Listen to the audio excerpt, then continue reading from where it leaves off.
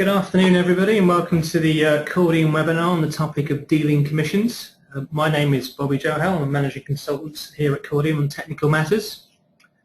So in July 2014, the FCA published its discussion paper on the use of the dealing commission regime, which included the findings from its recent review on the same. So that paper and an accompanying speech also in July by Martin Wheatley publicly backed ESMA's proposals for the full unbundling of research from execution as part of MiFID II. So should the MiFID II text be implemented as currently proposed, it would result in a major change in the way execution and research services are paid for in Europe. So irrespective of where MiFID II settles eventually, the FCA's recent publication on the use of dealing commission for corporate, recent prohibition, I should say, on the use of dealing commission for corporate access and the findings of the thematic review means that asset management and the asset management industry must contend with a changed and indeed changing landscape, both in terms of the rules but also in terms of expectations. Which brings us to this afternoon's session. Offering some guidance on how firms should address this challenge is Will Morrell, who has recently joined us from the FCA, where he led the thematic review on the use of the dealing commissions, and Michael Hufton, a former fund manager and now CEO of Engage, an investor relations company, who will share with us his interesting take on the challenge and also present to us a potential solution for meeting the expectations. But beforehand, if I may, some housekeeping very quickly. Please do submit any questions you have for us today by using the question box in the panel on the right of your screen.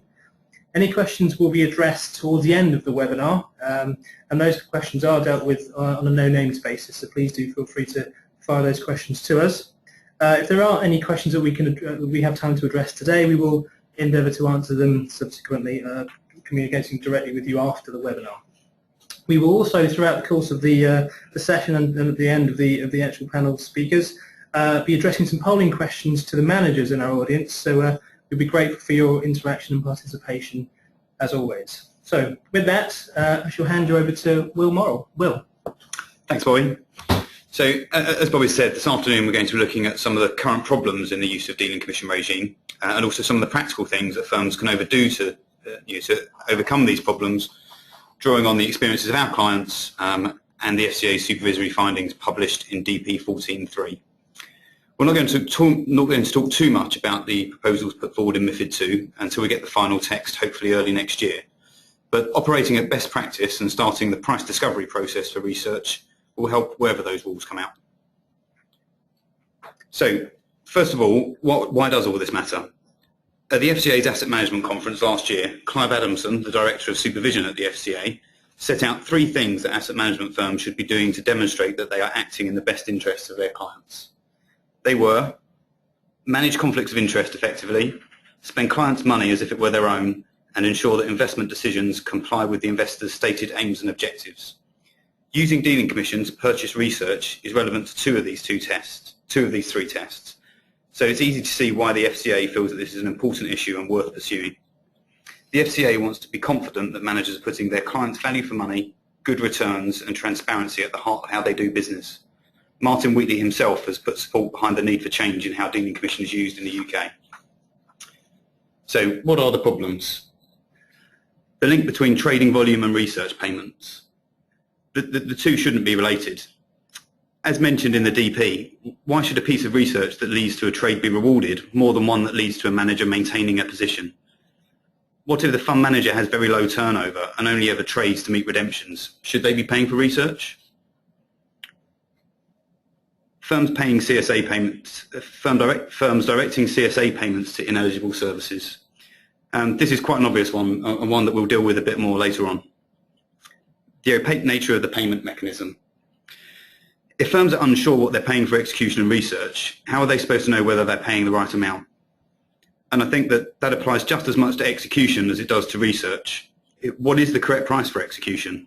The 2 or 3 basis points that electronic execution can cost, or the 50-50 split of a full service rate? Also, if you don't know what you're paying, how do you know that everything you're paying for is eligible?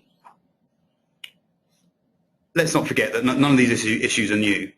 PS 0423, published 10 years ago, highlighted that fund managers' use of dealing commission should be limited to the purchase of execution and research, and that fund managers should be encouraged to seek and brokers provide clear payment and pricing mechanisms that enable individual services to be purchased separately. Given that that was 10 years ago, it's understandable why the regulator is considering more drastic action. Michael, we met quite early on in this debate, and you've worked as both a corporate broker and a fund manager. What kind of problems did you see where services are bundled together? Thanks very much, Will. As a bit of background, I've spent 18 years in European equities on both the buy side and the sell side. So I've seen these issues from both sides of the fence.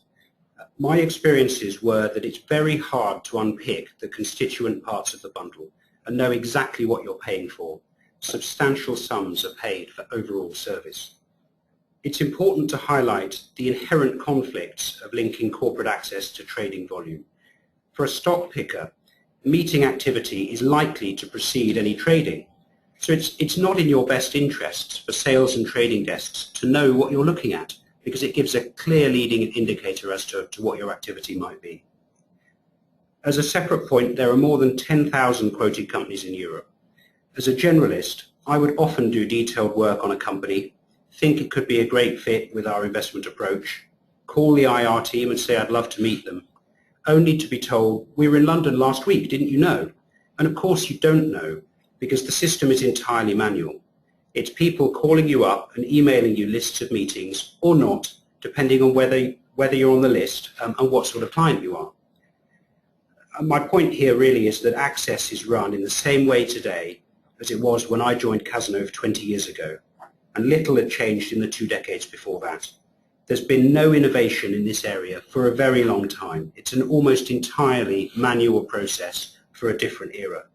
And my realization was that there's just a much better way of doing things. Thank you, Michael. So moving on to what can we take from the DP? Is it possible to meet the FCA's expectations? Well, I think firstly, we can safely say that it is possible to meet the FCA's expectations. While only 2 firms in the review did this, that does mean it's possible. But if only 2 firms were good enough, then that means that 88% of firms sampled were not. So it's likely that the majority of firms need to make some improvements. So on that note, we're going to take our first poll. As Bobby said earlier, please only respond if you are an asset management firm, as I understand there are a few fellow consultants and third-party providers on the line. So the first question, have you changed the way that you pay for research with dealing commission since the FCA's focus on the issue? So let's say since November 2012. If we could have 30 seconds to answer that question, and then we'll share the results.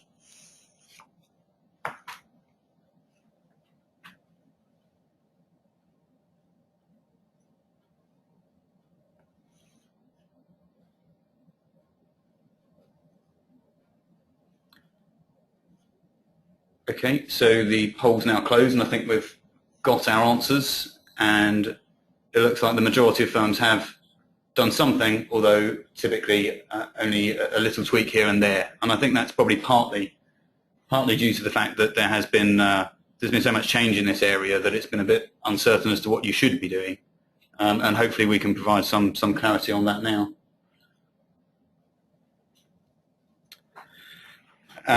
So what should firms be doing? There are some examples of good and poor practice in the discussion paper. And today we're going to take a look at some of those examples and offer our interpretation of them and what firms could be doing in response. So we're going to show a few quotes like the one up on the slide deck at the moment, and then offer our interpretation. So starting off with the first one that's up there, there are still too few firms applying sufficient rigour in assessing the value of the research services they use. And I think this is one of the biggest problems that certainly that firms are having, and something that the industry seems to be struggling with, basically because fund managers aren't used to having to ascribe a value to the services they use. It's typically just been received and funded out of dealing commission. But if you're not assessing the value of the research you use, then how can you possibly be certain that you're paying the right amount? And if you can't demonstrate that you're paying the right amount, how can you demonstrate that you're acting in your client's best interests? And this all comes back to the speeches that Martin and Clive have made over the last couple of years, setting out their expectations of asset managers, and as we highlighted earlier.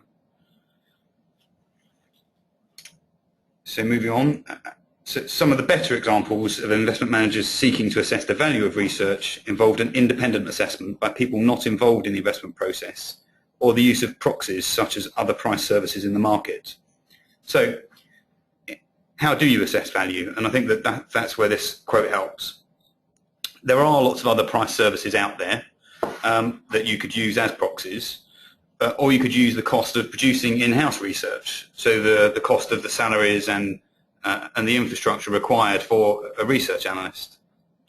And having a clear, documented approach to how you assess value also enables you to explain how you arrived at that value to either clients or the regulator, should they ask.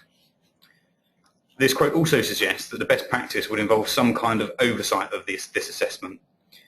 I think it's okay for fund managers to be involved in that process, but in the same way that you wouldn't expect people to sign off their own expenses, you'd expect some kind of oversight and challenge, if necessary, over how they determine the value and, importantly, also the eligibility of the services that they are valuing.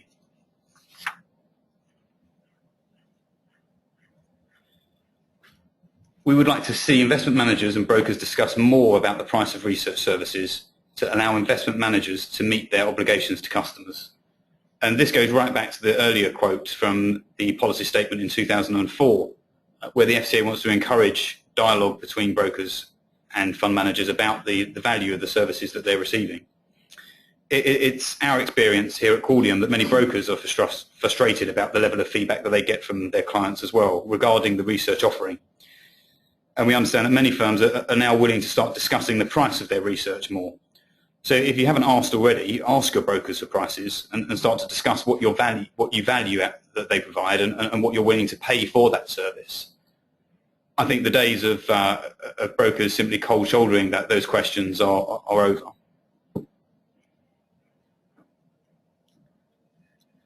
So moving on to the next example. The amount paid for research with dealing commission remained linked to the volume of trades carried out, as they did not have research budgets or caps on research spend. And again, this comes back to one of the earlier points, that the link between trading volume and payment for research. And we started out with this as one of the central problems in the current regime. The amount paid for research shouldn't be linked to trading volumes. This was the intention of the original rules implemented in 2006. And back then it was suggested that CSAs were the answer to separating the decision of who to execute with from whom to pay for research. But the overall amount paid for research can only be separated from the overall amount traded if you have budgets or caps on research spend. And these limits should be based on the assessed value, as discussed in the previous slide.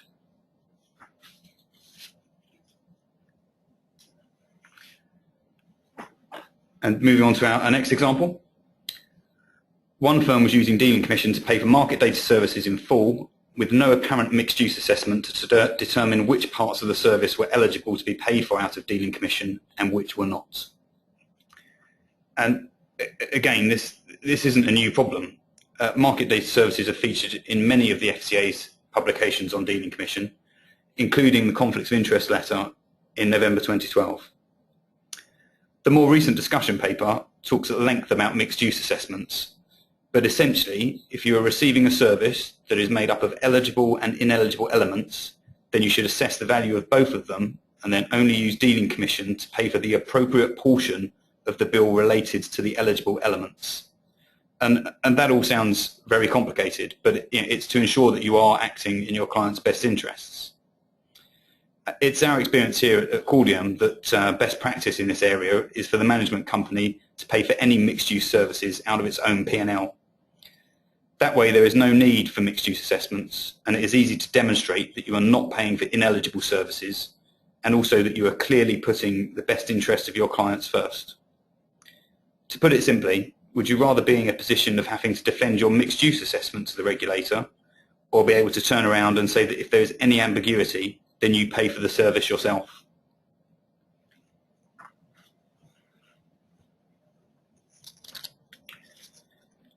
So this is a very simple and short quote. Firms should be able to pay for research without trading with that broker and pay for execution without paying for research. It's quite a simple one-liner, but it does make it very clear that you should be able to pay execution only. In a similar way to some of the earlier points, if you don't have the ability to trade execution only, how can you be certain that you're not paying for research services that you don't need or want? And also the ability there to be able to pay for research as well independently seems to provide more support for the use of CSAs. Which brings us nicely on to our next quote, that our work found that better practices generally involved CSAs. And I think that most people have picked up on this in the paper, and the trade bodies and several other commentators. The FCA are quite explicit here. Better practice involved the use of CSAs. They enable firms to trade with whoever they need to get best execution, while at the same time enabling the firm to pay another party for research.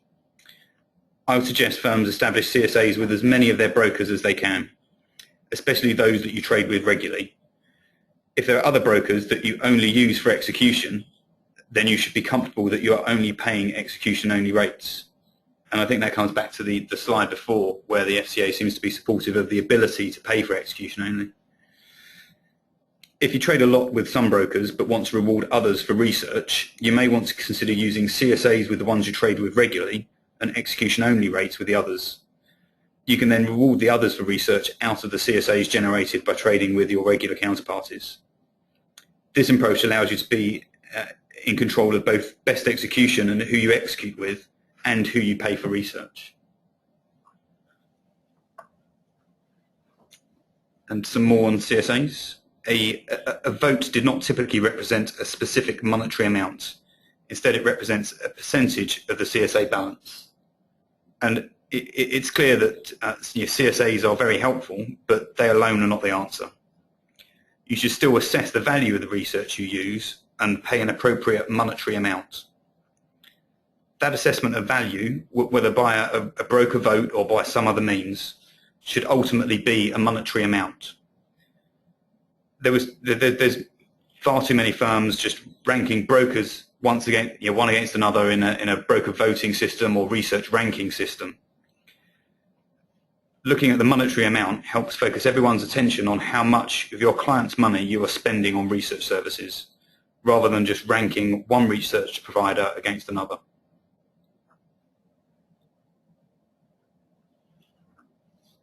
And on our next quote, brokers stated that when they were paid bundled commission rates, they often did not know what element of the commission payment was for research rather than execution.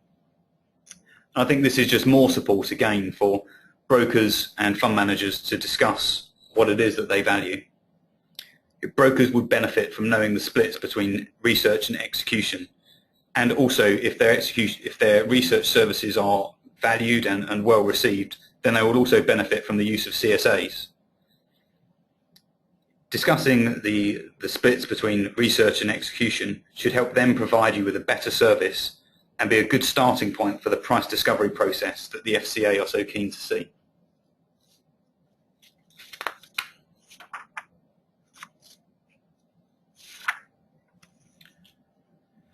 And corporate access.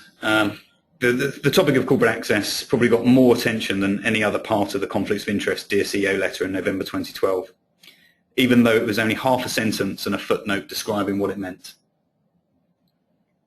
The recent discussion paper says the following: we found that brokers experienced difficulties in identifying who they were acting for, investment manager or corporate issuer, when arranging corporate access services. If they are acting for the corporate issuer, they should ensure those investors, they should ensure only those investors it is in the corporate's interest to see are given access. It's clear that fund managers value meetings with company management, and the FCA has said that it is supportive of that, and it is important also in ensuring good stewardship. But the arranging of that meeting is not in of itself research, and the FCA has been quite clear that it should not be paid for out of dealing commission, and adding it to the prohibited list in the summer of this year.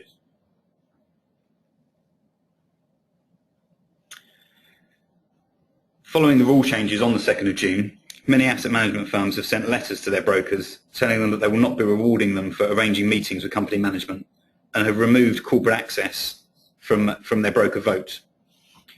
Firms should be clear with their brokers that they will not be rewarding them for corporate access, but in the current market structure, it's difficult to tell what you're paying for, and also what is free or what's being subsidised by other services that an investment bank or broker may offer. And is removing corporate access from the broker vote really sufficient? How can you be sure that fund managers aren't wanting to reward brokers for providing something that they clearly value very highly? The opaque nature of the market and payment mechanism make it very difficult to be sure. I think that's where, again, in the assessment of value, it's important that there is a support network for fund managers of training and guidance as to what it is that they should be assessing value of, if that does form part of a broker vote. If there's a wider independent assessment of value, then that becomes slightly easier. I've summarised some of the key elements of the DP, and hopefully that's offered some helpful guidance and interpretation. And now Michael is going to explain the service that he's developed in response to some of the difficulties he encountered as a fund manager, especially around corporate access. And then hopefully, if there are any questions, we can get to those at the end. Thank you very much indeed, Will. I've left this Alex cartoon up here, even though it's nearly a year old now, because it is still extremely pertinent. When the FCA's Dear CEO letter was published in November 2012, there was very little awareness of these issues or the potential conflicts, especially among corporates. Few really thought about how these things were done. Companies just wondered why they always seemed to have a few random meetings on their itineraries. Now everybody is thinking about this issue. It's important, I think, to clarify a couple of general misconceptions. Firstly, corporate broking in the UK market is a free service, and that extends a long way down the FTSE 250. Companies do not pay a retainer, and corporate broking is a UK anomaly which doesn't exist in other markets. So, if companies aren't paying, who is? Institutions invariably tell us that they don't and never have paid for corporate access. But I would contend they inadvertently have been charged for it. It comes back to the point of the difficulties unpicking the bundle and general service, which is generally rewarded and obviously includes other services. Secondly, the linking of corporate access with trading volume creates conflicts other than just use of commissions. Quite apart from the issue of sales and trading knowing what you're looking at, this linkage provides an incentive to give meetings to those who trade the most, who by definition have the shortest investment time horizon, who are therefore most likely in meetings to focus on short-term trading issues, all of this contributing to the short-term focus that markets have been so criticised for since the crisis.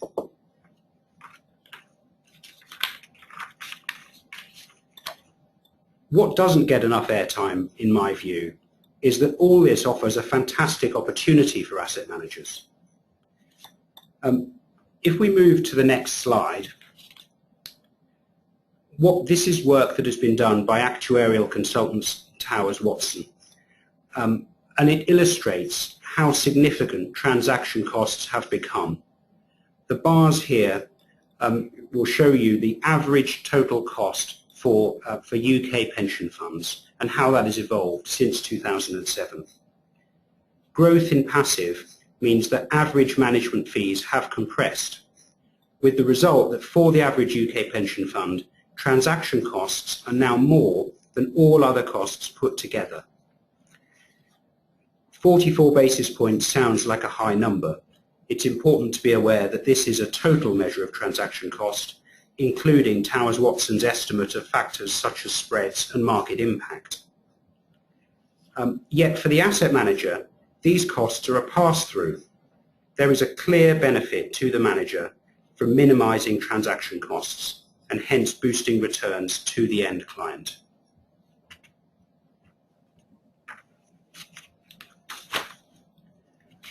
The quote that I've put on this page here, I think helps put that 44 basis points into context.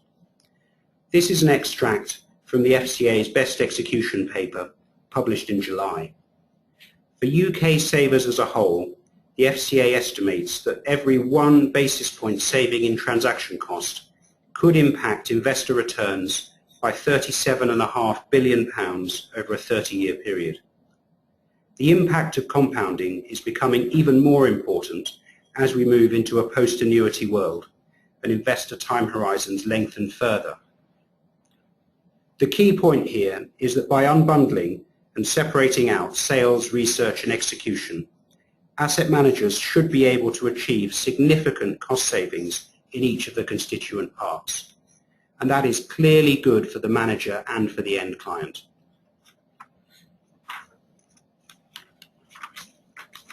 So where has all of this come from? And I think that the Kay review provides useful background here. Ultimately, this is all about stewardship and engagement.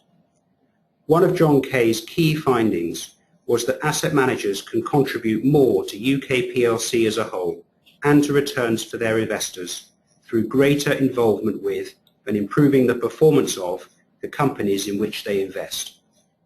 As such, engagement, good governance and stewardship are central functions of the equity markets, not a peripheral activity.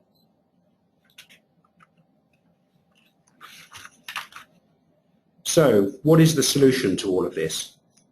My frustrations with the system grew significantly after partial unbundling was introduced in 2006. That was the point when access started to be monetized more aggressively, and I became convinced there was a better way. Our starting point here was a blank sheet of paper. We wanted to work out how corporate access could and should be done, and to think about it from the perspective of the two key constituents, the investor and the corporate, so that we could design a system which makes sense for them, which is intuitive and easy to use, incorporates all the key features that these people need, and which is transparent, low cost and unconflicted. The first thing I did with this idea was go and see the FCA in the summer of last year to ensure that I understood and embedded where the regulator was coming from. This is how Will and I know each other, and the regulatory angle played a key part in the design of our product. If we move on to the next slide. Modern technology, specifically cloud computing, is a key enabler here. To borrow words from Microsoft, cloud infrastructure is no less than a 21st century version of the Industrial Revolution. It sounds dramatic, but they've spent $15 billion creating a global network of state-of-the-art data centers. Engage is hosted on Microsoft's global cloud, and this means we can offer infrastructure, security, speed, and mobility, which even big multinationals would find very difficult to replicate.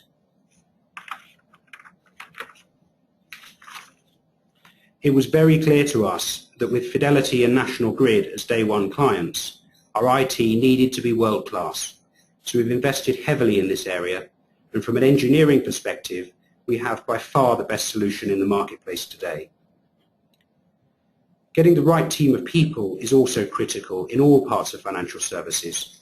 We've spent a long time putting experienced fund managers, analysts, corporate IROs, brokers, and engineers together so that we could get the design right for end users and make sure we have a product which really is intuitive and easy to use. I've listed on this slide a few of the key features on the product. The most important thing to highlight here is the record-keeping and reporting engine. This enables us to give clients powerful new tools which are unique in the marketplace, give you real insight over your access activity, but also provide the record-keeping which is a key requirement of the FCA's new rules. I'd also like to make the point that whilst what we offer is a platform that enables direct access, this isn't just a software solution. We're a full-service offering, so an experienced team has a key role to play.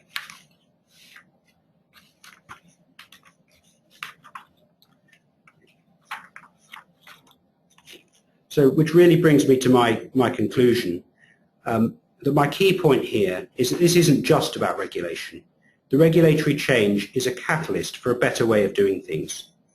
Modern technology allows us to completely deconflict this process, bring substantial efficiency improvements, cost reductions and real innovation for the first time in decades to this area.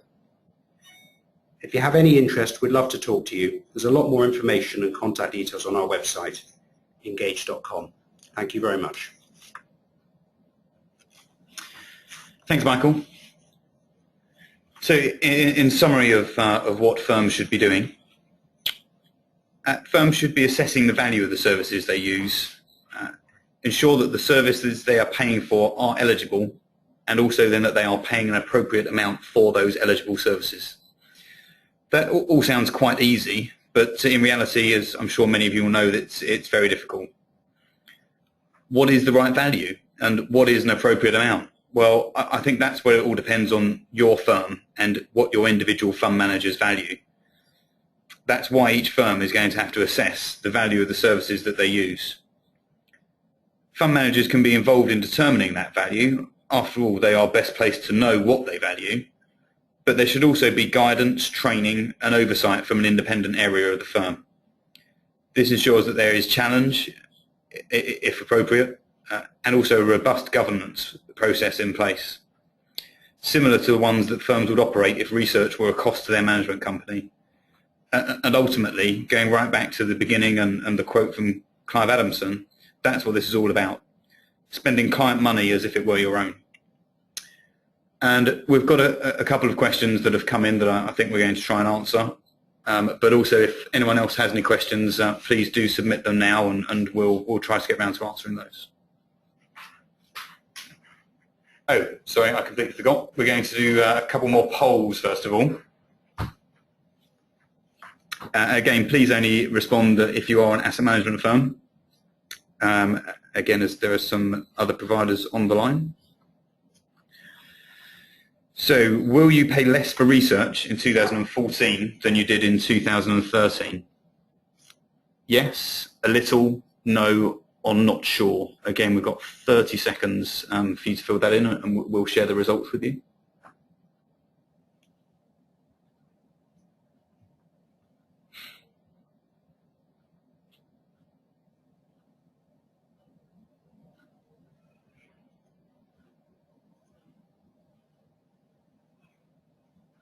And so it's a pretty even split there between the firms that are fairly certain that they're going to pay less and the firms that are fairly certain that they're not going to.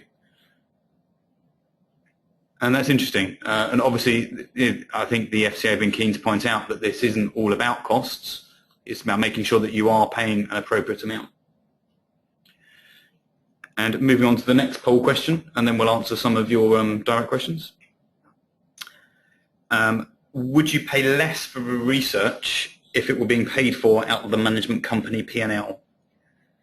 Definitely, probably, no, or not sure. And again, we've got 30 seconds. And then we've just got one more poll question after this, and we'll move on to some of your questions. I noticed there's quite a few more flooding in now.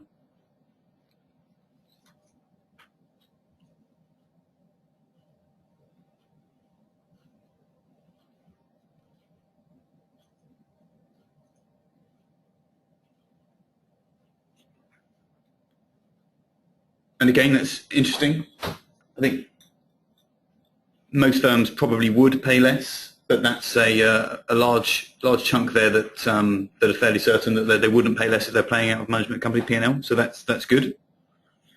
Our last poll question: how is your corporate access being funded? Fund management company is paying for it out of its P&L. It's free. Cross-subsidised by other investment banking activities, so potential IPOs and those kind of things, or the corporate is paying a retainer to the broker.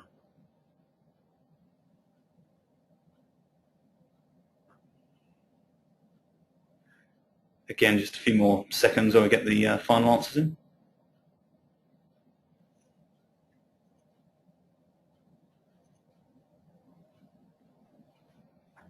I think that's a very interesting response. I'm not entirely sure what that tells us, but it's certainly interesting, especially that a quarter of you are paying for those meetings out of company P&L, which I'm sure the regulator would be encouraged by.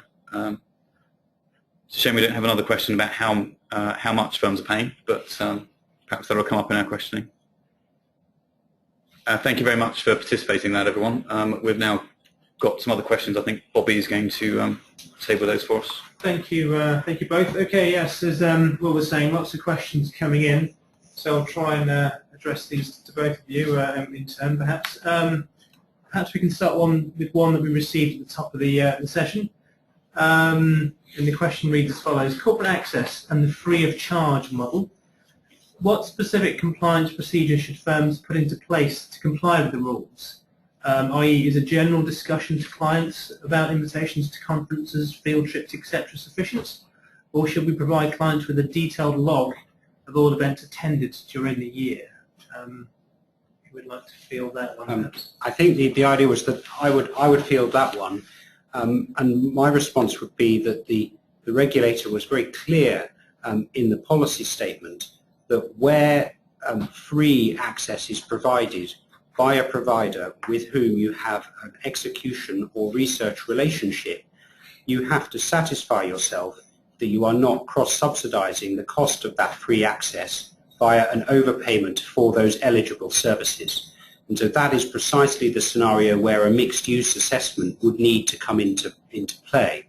So a declaration would not satisfy the requirement. A proper mixed-use assessment based on the two models that were given of either looking at the cost of independent provision or the cost of internal provision is what would be required in that area.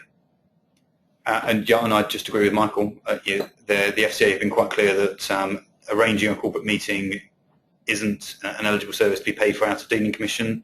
Therefore, you will be receiving something that is eligible and something that isn't eligible, and therefore you should conduct a mixed-use assessment. Also, interestingly, on a similar kind of topic, some of our clients here at Cordium that have been involved in market abuse reviews by the FCA recently have been asked whether they have a record or a log of all the corporate meetings that that their fund managers have attended. So it's clearly something that the FCA, whether it would mandate seeing or expect to see, it certainly has asked for it, a list of meetings attended. So that may be of interest. Okay, thank you. Right, moving on to the next question. Where are we? The question is, can you continue to pay for ineligible services like market data through dealing commissions if you disclose the arrangements? I think the answer to that might be fairly straightforward. Yeah, I think the answer is in the question there, isn't it? If a service is ineligible, then you can't pay for it out of dealing commission. If you believe there is some element of the market data service that you are receiving that is eligible, then again you should conduct a mixed-use assessment that should assess the value of the eligible and ineligible components, and then you should place some kind of weighting on that, whether it's whether you work out how much you value each service, add those up, see how that represents against the amount that you actually are paying, and then apportionment on a pro rata basis would seem like a sensible way of doing it to me. But again, that's not mandated. I think the important thing is that you should assess the value of the eligible and ineligible, and not just one side of the eligibility. Okay, thank you. So on perhaps a related question, how does one value telephone conversations with brokers? Perhaps it's an interesting question about valuing conversations, and what's your take on that? Yeah, so it's an interesting question. I think that there's. Personally, I think that a conversation with a broker can be research. I don't see why the medium of delivery is any determination as to whether it's eligible or not. So I would just suggest that provided it is meeting the evidential provisions, then it could be an eligible service, and then it's up to the fund manager to determine how much he values that. If it's just for, if it gives him some comfort on his current positions, again, that's fine. It doesn't have to be a linked to a trade. It just has to be an investment decision. I would suggest that taking no action is as much of an investment decision as taking action. But the assessment is really something for each individual firm to have to just decide how they're going to do that. But again, I would suggest it should be a monetary amount as opposed to ranking one broker phone call against another. So I think we've had a couple of questions we can perhaps group into one. So do we have a final definition of an eligible service? Is that, I suppose the FCA's position has been clarified, but I guess ultimately the MiFID II position is still very much an open question. Yes, well, under MiFID II, I don't know, as currently worded, obviously it's a very limited set of services that could be received. But as I said at the beginning, I think we should probably wait until the final draft wording is out on that, hopefully early next year. There is a list of ineligible services in COBS, so I think it's more the question of, is there a definitive definition of what is an eligible service? And that is something that satisfies all four of the evidential provisions in COBS 11.6. It's a bit of a woolly regulator's answer, but it is left up to the firm to determine what is eligible. There's some fairly well-established views out there that it should, that research and conversations with analysts, that they are eligible. And maybe it's also worth saying at this point that policy statement 14.3 going back before the DP was quite helpful in clarifying the definition of substantive research, what counts as research and what makes it eligible. And one of the things in that paper that doesn't seem to be widely understood is that a piece of research which can be eligible if it's helped you arrive at an investment decision is not eligible if it hasn't been used. So that wonderful 100-page note, which is extremely high quality but which you never read, is not an eligible service, and that's an important new provision that wasn't there before. So which comes back to the point about the need for record keeping. It means there does need to be a pretty tight record keeping regime of what has been received, what has been used to arrive at an investment decision, because that's a key part of determining whether it's eligible or not. That's a good point, Michael, and hopefully I was careful to use the word use as opposed to receive when I was saying that you need to assess the value of the research services you use, because that's very true. Just because somebody puts it all into your inbox doesn't mean that you should be paying for it.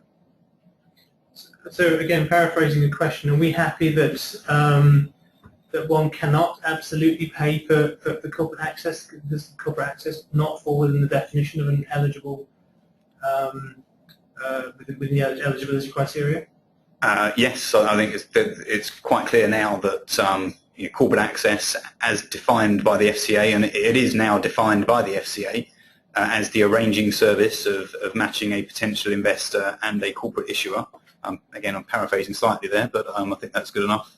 That is an ineligible service, and I think that the fact that what the fund manager does with that meeting may constitute research. I'm sure that it helps his analysis and that he will come to meaningful conclusions and satisfy all the evidential provisions, but the arranging service quite clearly does not meet those evidential criteria. Okay, thank you. So we've had an interesting question, a few questions in actual fact, about managers that operate across borders. So where we have an example of managers that operate in the US and also the UK, for example, how should they respond and contend with these changes?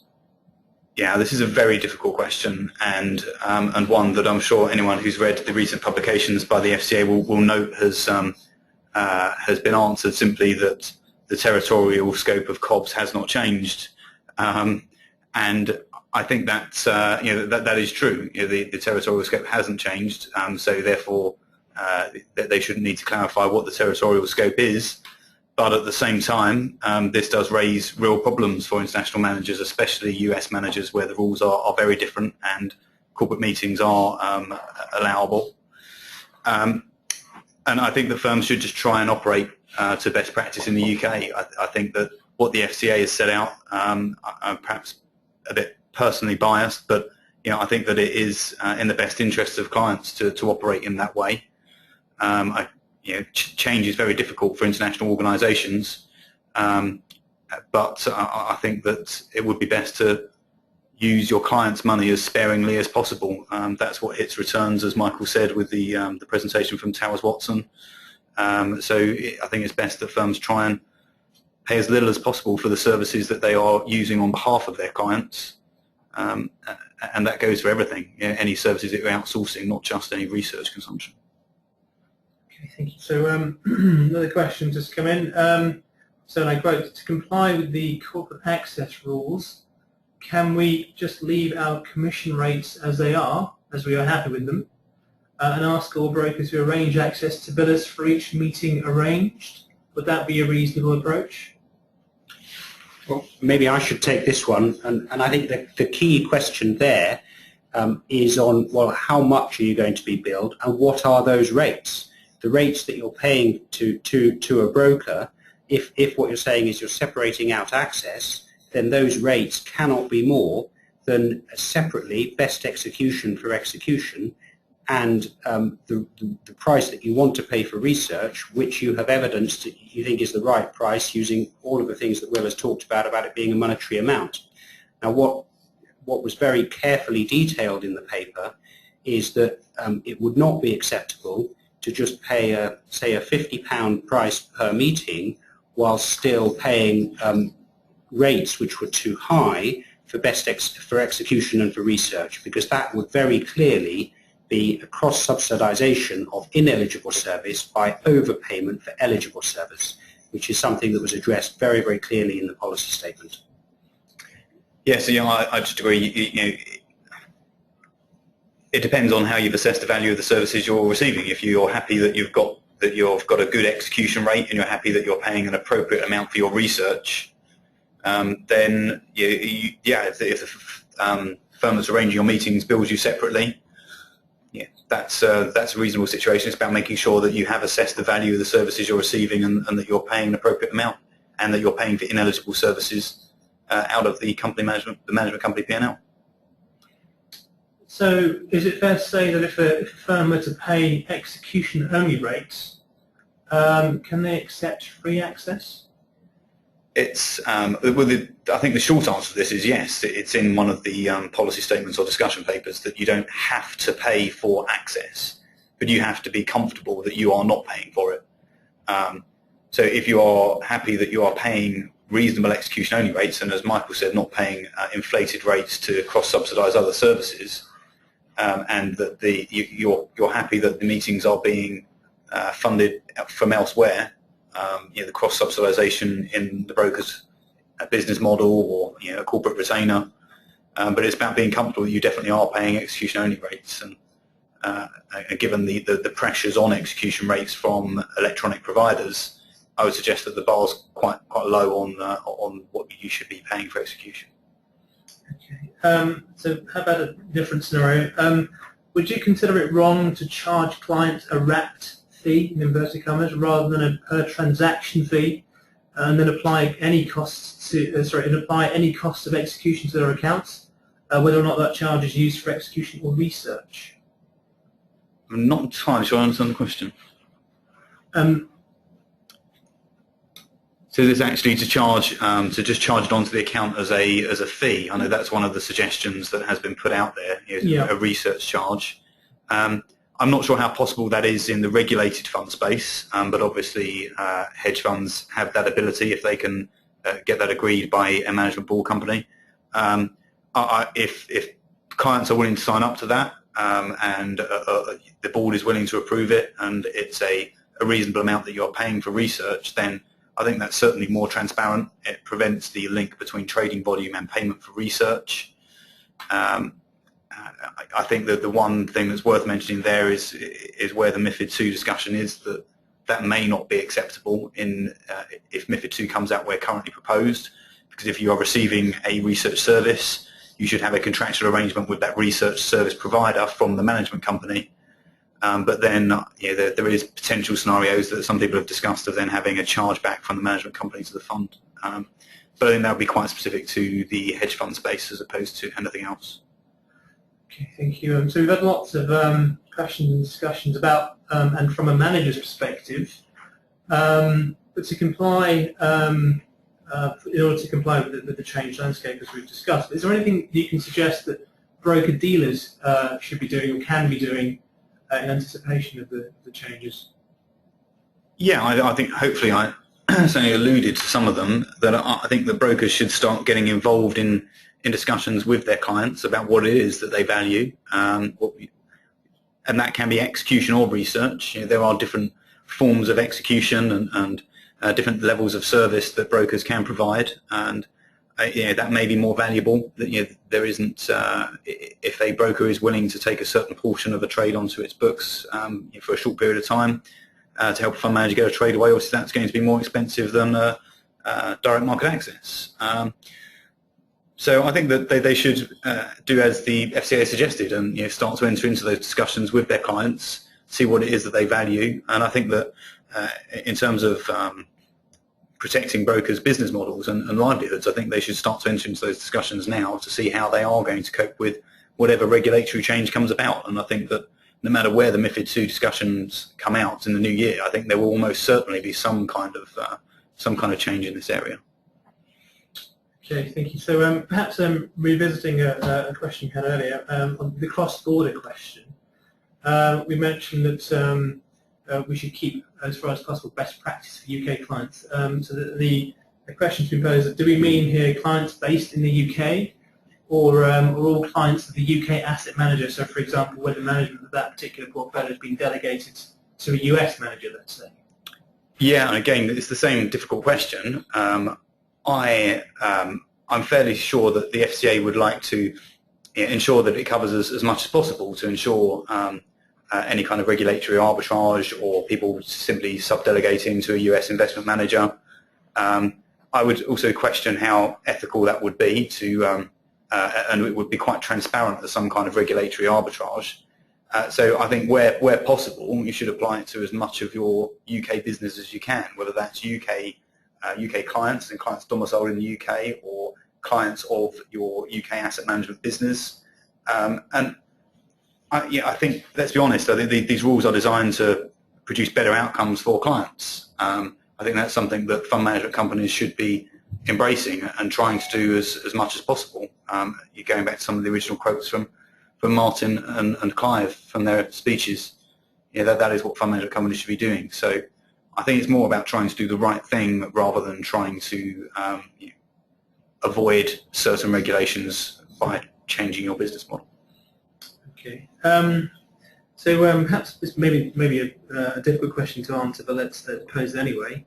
So with regards to execution, the FCA's discussion papers and findings from the thematic review imply that best execution is not being achieved consistently, and also that the splits paid for execution within bundled payment is often an arbitrary amount. Do we have a view as to what the FCA might consider to be an appropriate amount of commission to pay for execution? Can we answer that question? I think the short answer is no. I don't think we can answer that question. I'm not sure that the FCA could. It's an appropriate amount depending on the particular scenario. I think that the important connection between the best execution review and dealing commission is that cost is an execution factor that should be considered when executing a trade. And you should know how relevant that execution factor is in that particular trading scenario, and it would have to be treated as any other cost of trading. But in terms of the actual rates that you pay, I don't think that the regulator is going to mandate limits or rates that you have to pay. But there are clear benchmarks out there of electronic trading, and we know how low execution-only rates can get these days. Okay, so perhaps maybe again another quite specific question, but turning to research. No, actually, sorry, let's skip that question. This is perhaps an amalgamation of a number of questions we've received, but can conferences be funded by dealing commission? I think quite clearly no. The conferences have been defined as a type of corporate access, and that cannot be paid for out of dealing commission. If there is an element of that event that you believe is eligible, so that does constitute research, then you should again perform a mixed use assessment and determine the value of both services and pay an appropriate amount for the eligible service out of dealing commission. But the conference itself is unlikely to meet the definition of research. Okay, thank you. So I had an interesting question come in about how smaller managers might contend with the changing landscape. I know one of the FCA's key ambitions was from a competition perspective about the research market. And a fair question's been posed, or perhaps possibly anticipating that it's fair. But given small firms who do not generate much in the way of dealing commission, the scenario has been presented whereby they see that if we had to pay, we being the firm, had to pay a going rate for research, then given the low volume of trading or the size of the manager, perhaps dealing commissions would not cover this, not cover the going rates. If that's such a manager would then to build the fund, and it would cost the fund more than the present situation, as things stand, how do you think that would shape the market? What impact might that have on smaller managers, let's say? Yeah, this comes back to the cross-subsidisation, but not within the business model, but within the market itself. And I think there are some pluses to cross-subsidisation, and there are some negatives to cross-subsidisation. If a smaller manager is getting something for a cheaper price than it would have done otherwise, arguably that's a benefit of cross-subsidisation. I suppose the other argument is that they should pay the going rate for that research. I think that is a real possibility that probably does exist. I'm not sure whether it's a good thing or a bad thing, but I think that under the current regime, obviously fund managers can take advantage of that, and I don't think there's necessarily anything in the rules to say that they shouldn't if somebody's willing to share services with them at a lower rate than they would do if they had to pay for it in the open market. But they should still be making sure that they're paying an appropriate amount. If they decide that they're actually paying a cheaper amount, I don't think that's anybody's going to complain that they're getting a better deal for their clients under the current regime. Maybe one thing to add there is that the other side of that coin is the implication is that the clients of the large manager are subsidising the clients of the small manager, and that isn't really fair on those unit holders. And the FCA also made very clear in the DP that what it expected as a result of the proposed changes to research are that we should see a more competitive market for research, removing the VAT anomaly, allowing more independence to spring up, and that should both improve the quantity and quality of research. So the argument there should be that smaller manager should have more research providers to choose from and a higher quality of product, and so could choose their research more carefully. Thank you. I think we have time for just one more question, perhaps a view from either of you or both of you on how the market. So do we think how the market may respond? Do we think the market is moving towards CSAs? Certainly since leaving the FCA and joining Cordium, it's been my experience that most managers are starting to use CSAs more. Most of the conversations I've had with firms, they are indeed even a couple of conversations with brokers and previous investment banking contacts that they are starting to see more firms wanting to establish CSAs. I think that hopefully as I've drawn out from today's presentation, the FCA certainly appears to be supportive of CSAs, and they do enable you to purchase research from the best research provider and also get best execution from the best execution provider. Okay, thank you.